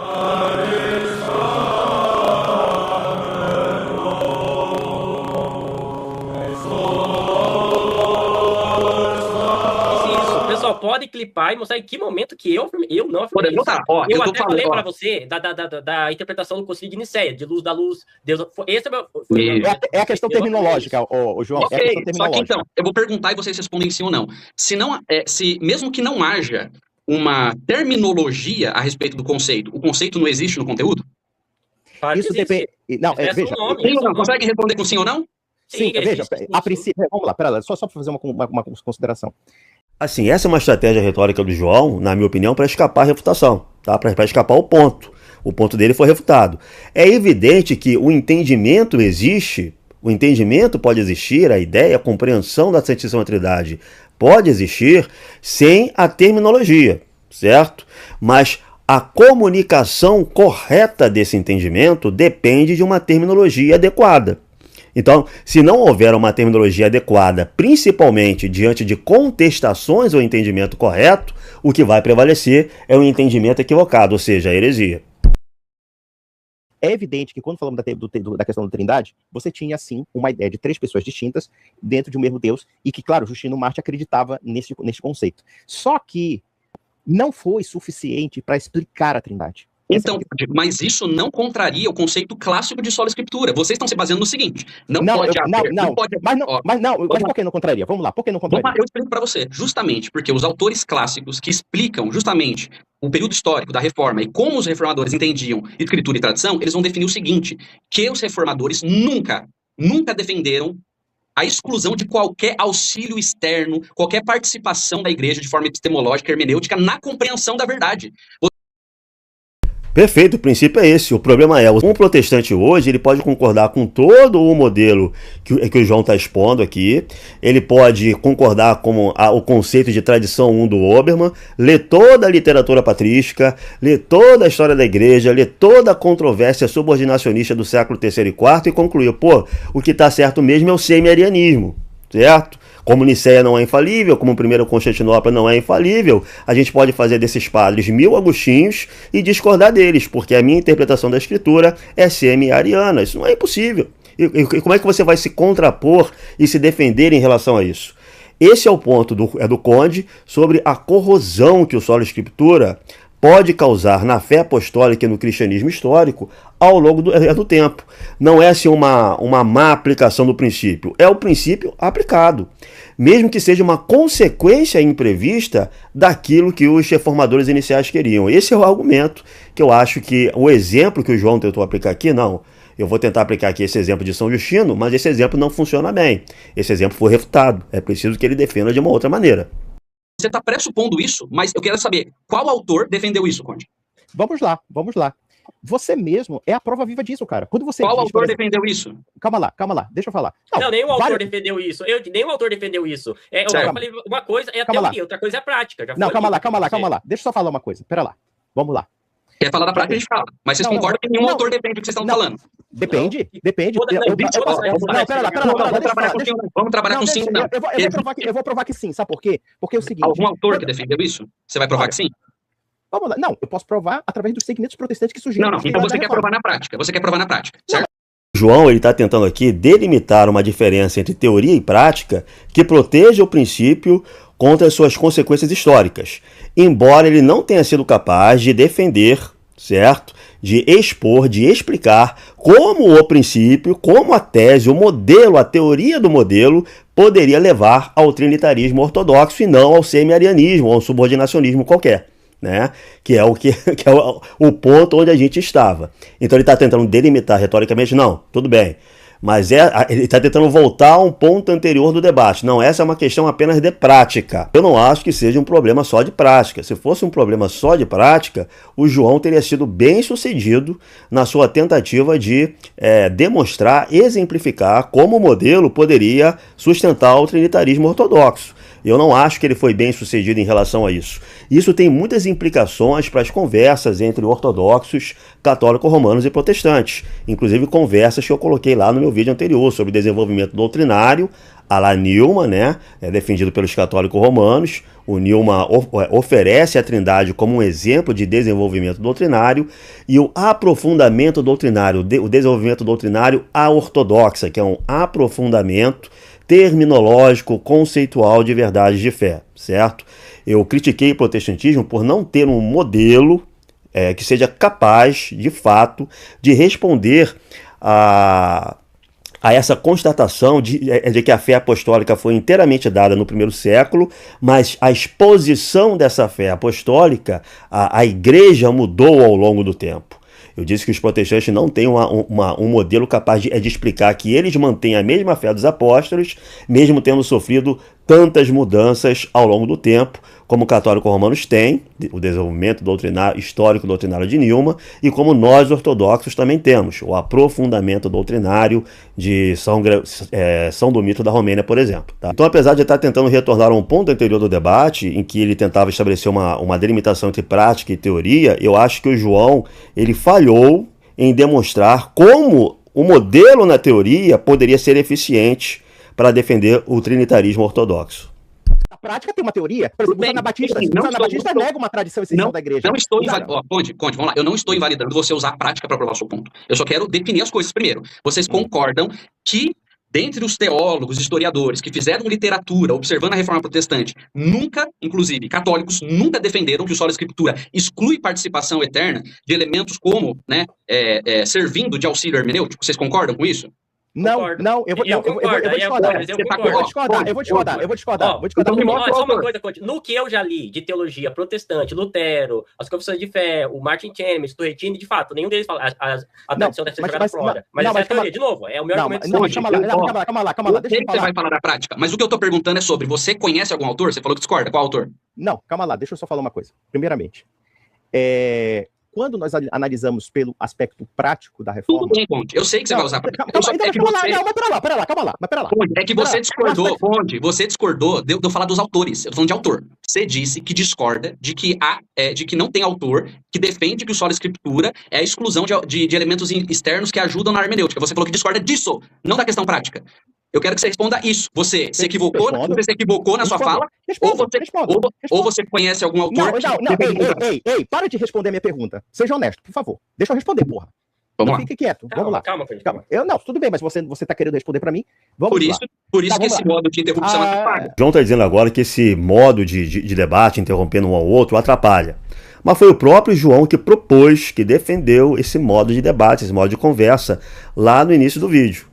Ele disse, não, eu prefiro que seja assim, que vocês possam me interromper quando eu estou apresentando a premissa. E eu posso interromper vocês, porque assim a gente esclarece o que está sendo dito e eu não tenho que usar o meu tempo para ficar refutando o entendimento incorreto ou a exposição incorreta que o meu interlocutor fez sobre o meu pensamento. Ele diz isso lá no início do vídeo, tá? Agora ele está dizendo que atrapalha, mas ele mesmo defendeu isso e ele mesmo propôs isso na conversa. Com todo respeito ao João, tá? Eu estou fazendo aqui uma análise do que eu estou entendendo do debate. O João, nesse momento, está fazendo uma baguncinha, ele está jogando uma fumaça, tá jogando areia para o alto, porque o ponto do João foi refutado.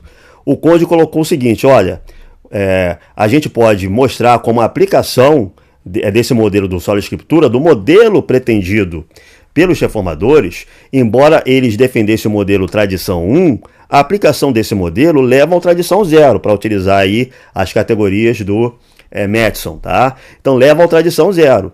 Então o Conde, ele colocou a questão do batismo infantil e depois foi além em relação à trindade. Qual foi a objeção que o João colocou? Não. É possível defender a Santíssima Trindade a partir das Escrituras e pelo modelo protestante. Por exemplo, São Justino Marte. Essa objeção do João falhou, ele foi refutado nisso. E agora a gente tem uma baguncinha aqui. Ele está tentando voltar a uma delimitação anterior entre prática e teoria para proteger o princípio da refutação, vamos dizer assim, do escudo que ele tentou estabelecer para a posição do Conde, tá? Se nós pegarmos o chamado protestantismo tradicional, aí sim eu vou concordar com o Frisch. Só que o problema é que a palavra protestantismo ganha inúmeros contornos extremamente heterodoxos. Então você vai ter que afirmar claramente o seguinte, que os anabatistas que negavam pontos dos reformados, tá? Dentre os quais, por exemplo, vamos pegar o caso de Zwinglio. Zwinglio tinha uma linha de pensamento parecida com a sua na negação do batismo de crianças. Thomas Mintzer também tinha esse mesmo procedimento. E assim sucessivamente. Isso não é somente um aspecto prático, mas também teórico daquilo que eles preconizavam. Então, como o próprio Frisch falou, da mesma forma que existe uma tese de que a tradição pode servir à sola escritura, o problema é qual é a linha de pensamento que de fato prescreve o que a sola escritura pode levar. Então, isso depende de cada indivíduo. E logo, isso fica no plano da subjetividade. Calma lá. Por exemplo, se você pegar todos os segmentos pós-reforma, porque você está partindo da pressuposição de que reforma protestante se limita a luterano, anglicano e calvinista. Até aí tudo bem. Tudo bem. Mas só que, por exemplo, você tem os batistas, que depois surgiram os anabatistas, depois você tem outros segmentos e mais outros segmentos, e todos eles, em algum ponto, negam algum ponto da tradição. Por exemplo, você tem... Eu vou pegar um caso que você pode até esclarecer pra gente, sobre a questão da Eucaristia. A Eucaristia, para o luterano, ele muda substancialmente com relação à questão da chamada transubstanciação. Depois você tem o calvinismo. E depois você tem quem? Os anabatistas, os batistas, que dizem que aquilo ali é só simbólico. Então, em algum ponto, isso não é apenas um elemento prático. Porque o elemento prático também tem um substrato teórico. Por exemplo... Então, tanto é que daí, por exemplo, você vai apresentar uma doutrina, todos os caras vão dizer o seguinte, não, nós concordamos aí que a tradição é importante. Mas daí você vai apresentar uma doutrina que eles não acreditam e vai o seguinte, mas a minha opinião é essa, eu fico com as escrituras. Ele não importa, que tem todos, mas eu fico com as escrituras. Ele falou, perfeito. Só fazer uma observação? Depende do que você define como tradição. Esse é o meu ponto. Por quê? A tradição universal da Igreja dos Concílios Ecumênicos dos Países. Sim, perfeito. Vamos lá. Voltando, Conde. Eu não estou desconsiderando, Conde, você usar a prática para justificar o seu ponto. De jeito nenhum. É que você falou. Eu discordo quando eu falei de que todos os autores defendem o modelo clássico de que nunca o Solo Escritura excluiu a participação externa da Igreja e de qualquer outra ferramenta externa falível para o ser hermenêutico. Você concorda comigo? Se puder responder com sim ou não, você concorda comigo então que você respondeu errado? A insistência do João Areópago quanto a esse ponto é retórica, tá? Sim, veja bem, os reformadores, eles propuseram um modelo, tradição 1, certo? Mas qual é a denominação, qual é a igreja, qual é a organização que representa esse modelo dos reformadores? São os luteranos? São os luteranos que, vamos dizer assim, pegaram esse modelo e aplicaram adequadamente esse modelo? Ou são os calvinistas? Ou são os dois? Ou são os batistas? Ou são os anabatistas? Ou são anglicanos? Ou são os metodistas? Ou são os quakers? Quem é que aplicou corretamente esse modelo? Ou todo mundo aplicou corretamente esse modelo? Certo? Essa é a grande questão que eu acho que o João Areópago ele está, vamos dizer assim, tentando evadir, certo? E se aplicando o mesmo modelo, eu concordar que Ario está correto. Por que eu não posso fazer isso? Não pode fazer isso por quê? Eu posso ter uma interpretação das escrituras e dizer, não, esse semi-arianismo aqui está correto e os pares de Nicéia são 1000 agostinhos. No da escritura não é possível. Na verdade, ela é possível, porque todo o desenvolvimento da desagregação teórica do protestantismo, ela parte de uma pressuposição, de uma negação de um ponto de fé essencial ou de um dogma de fé essencial. Onde? Você está confundindo as coisas. Eu não estou fazendo uma separação ou tentando negar a relação da prática com a teoria. O que eu falei, e se atenha só ao que eu falei, cara.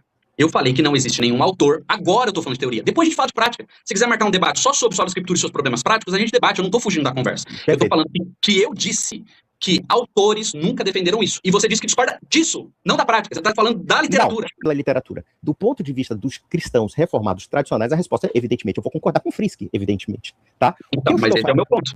Ah, perfeito. Então ali, nisso, nós concordamos então, a princípio. Beleza. Agora a gente parte. Vamos pro teu ponto. Eu não tô negando a questão prática. Eu tô querendo dizer o seguinte. Voltando lá para Justino, que a gente abriu um parênteses gigante e não voltou. Justino, ele usou a escritura para provar a consubstancialidade. Veio Nicéia depois elucidou o ensino? Com certeza. Ninguém é louco de dizer. Ele deu essa volta toda, fez essa insistência, jogou assim, uma certa fumacinha no debate e voltou à alegação. São Justino utilizou o Antigo Testamento para provar a consubstancialidade. Não provou a consubstancialidade, tá? Ele está voltando à alegação que foi refutada sem apresentar um contra-argumento a ela.